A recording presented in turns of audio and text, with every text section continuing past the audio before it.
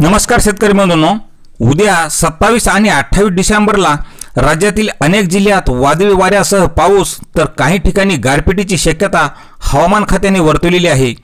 यामधील खानदेश, मध्य महाराष्ट्र, मराठवाडा आणि विदर्भात वादळी वाऱ्यासह पाऊस तर काही ठिकाणी गारपीट होईल। प्रामुख्याने यामधील जिल्ह्यापैकी सांगायचे म्हणजे नंदुरबार, धुळे, जळगाव, अहिल्यानगर या जिल्ह्यासह दक्षिण मराठवाडा, पुणे आणि नाशिक, तर दुपारनंतर आणि रात्रीला बुलढाणा, अकोला, वाशिम, अमरावती, छत्रपती संभाजीनगर, जालना, परभणी, बीड आणि हिंगोली या जिल्ह्यात मध्यम तर काही ठिकाणी वादळी वाऱ्यासह पाऊस तर काही ठिकाणी गारपीट होईल अशी शक्यता हवामान खात्याने वर्तवलेली आहे।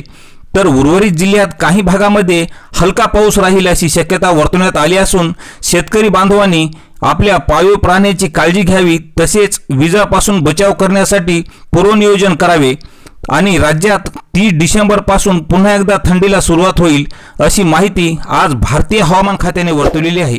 तर शेतकरी मित्रांनो, अशीच हवामानाची प्रत्येक अपडेट पाहण्यासाठी चॅनलला सबस्क्राइब करा। धन्यवाद।